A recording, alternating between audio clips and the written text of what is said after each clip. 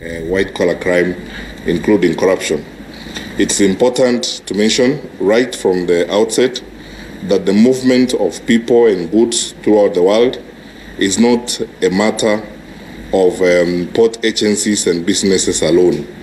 Indeed, it is much larger and a far more important matter beyond routine procedures and checks, or sheer entry and exit of people and their goods through air and seaports, and ensure that we go beyond this in addressing the crimes and challenges that come with it.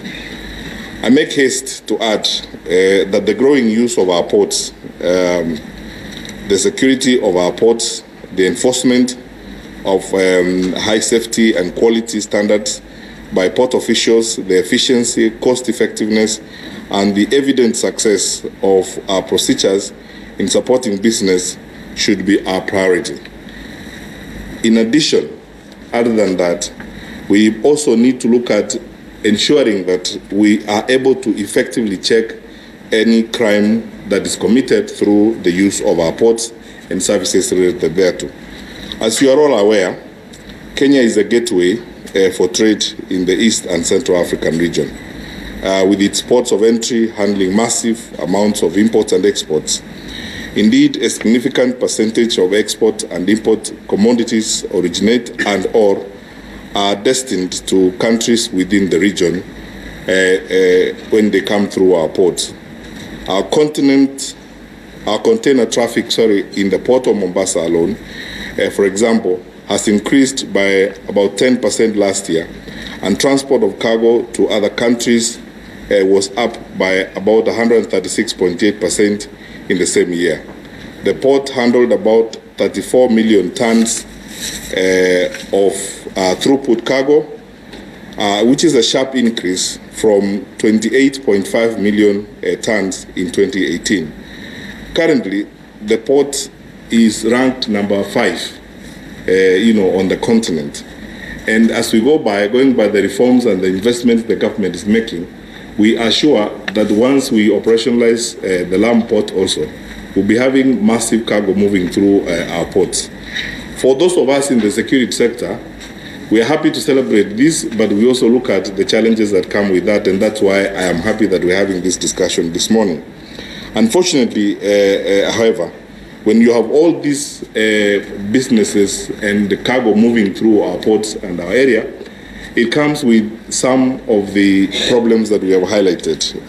Movement of counterfeit goods and services. For example, one, movement of fake medicines. We've had so many cases, I can't enumerate all of them, of movement of fake medicines across this region. Secondly, wildlife and forestry products moving illegally alongside this.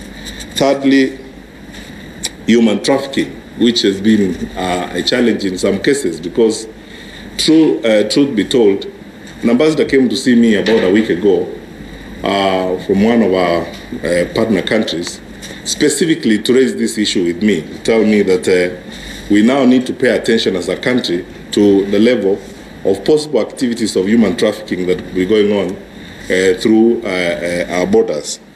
And as we go along, I could go on and on in enumerating the challenges that come with this. Now, as my colleagues, the previous speakers have said, the problem is that if you do not know your customers and you do not know those who are trading around, it is very difficult to trace some of these activities. Needless to say that there's also the challenge of movement of illegal arms across our ports. In this country, we have had serious issues recently with a number of illegal arms in illegal hands. For the first time, 2 months ago, we banned about 8,000 illegal firearms in illegal hands, and you cannot believe it. Over 300,000, illegal ammunitions, of course, in illegal hands. What is surprising, and that is what I will shock you with, we are about to prepare to ban another pile of thousands of guns, because it's only 2 months ago that we banned 8,000 and about 300,000 bullets. We have been piling because we have been actively moving around collecting and mopping up illegal firearms. We have been another 2 months, we'll be banning probably another 5,000 to 6,000, as it were. We cannot as a country spend our time, collecting illegal firearms and banning illegal firearms that are finding their way here. Those are the ones that we collect. What about those that are moving stealthily into some of the conflict areas around our region?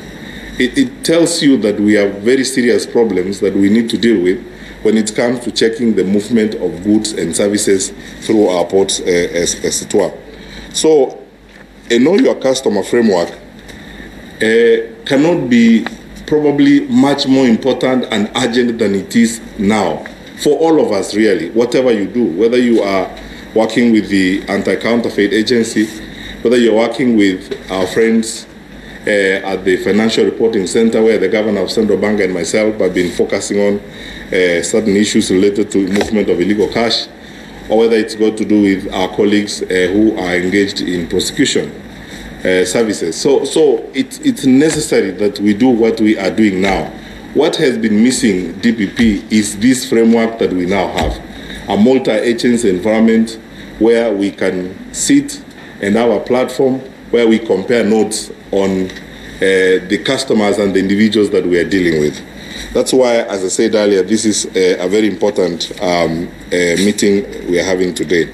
I would like, therefore, to see that as we move forward, a policy and a legal framework that promotes coordination and collaboration amongst all of us is established.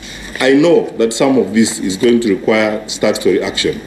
I want to promise you that we will do our best to facilitate and collaborate with you, especially the Office of the Attorney General, represented here by Christine, to ensure that where statutory action is required, we will work together in having conversation with the legislative actors to see to it that we enact the necessary and important legislation that will facilitate this interagency work as we move forward together to do this. Secondly, we know that there are nascent and strong, important institutions that need to be developed. For example, what was outlined here by our colleague, the Director General of the Coast Guard Service, the government has invested a lot of resources in trying to develop the Coast Guard. And working with several development partner institutions, we want to ensure that we even triple the capacity of the Coast Guard right now, so that we are able to patrol our Kenyan waters, patrol our territory effectively, and ensure that we support law enforcement, especially on our waters. The point that Brigadier Lonena raised, I am already in consultation with my colleague, the Minister for Transport, and I would like us, in not a distant future, to begin a new process, Brigadier Lonena, of reviewing and re-registering, working with the agencies of the Ministry of Transport. We review and re-register afresh all private jetties, and landing sites, because let's be very honest, especially in parts of coast of Kenya, in Lamu and so on. Some of those private jetties, my colleagues here from the security team can tell you, have given us challenges because they have been used to move illegal goods, they have been used to move drugs.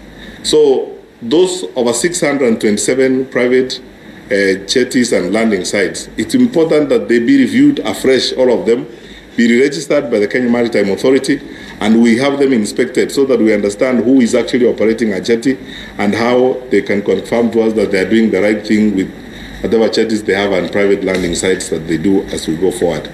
The aim here is to ensure that we provide security for our country, provide security for our people, and most importantly, we support business. The business of government is to support business. I dare add, to support clean business, genuine and clean business that will support our economy. Because not all business is ultimately clean, and not all business is supportive of our economy. Some of the business is dangerous to our economy, and it is not supportive of our economy. So we will do whatever it takes to ensure that in collaboration with all the actors, we do this bit. A lot needs to be done. But let me end my remarks by suggesting two things. One, Governor and the DPP, we need to foster this multi-agency framework to ensure that we institutionalize this collaboration and find a framework of not only planning together, but working together. Our partners who are supporting us, Space for Giants and the others, want to ask you that let us create a framework now that draws out a plan, works on very set goals and targets, and then hold each other to account. Because in the process of working together, we will notice which institutions need what support. So that then those of our institutions that will need support to do better, especially in a Know Your Customer framework, we will find a way of supporting them, giving them more resources, and where we need to do capacity building, let's go forth and do capacity building, support these institutions. Secondly, let us cascade this and see which other actors are necessary that need to come in. I know not everyone is in the room. I don't know how much, for example, our colleagues from the DCI are involved. I would like them to be very, very involved, and NACADA and the others, so that as we go forward, we ensure everybody is on board and everybody makes a contribution into this, so that we are a stronger institution and a stronger network that aims at creating a better environment for our people, a better environment for our business. Lastly, I pledge my support, the support of my office as a CS, but most importantly, the support of the Ministry of Interior and all its agencies to ensure that this framework succeeds, this Know Your Customer framework succeeds.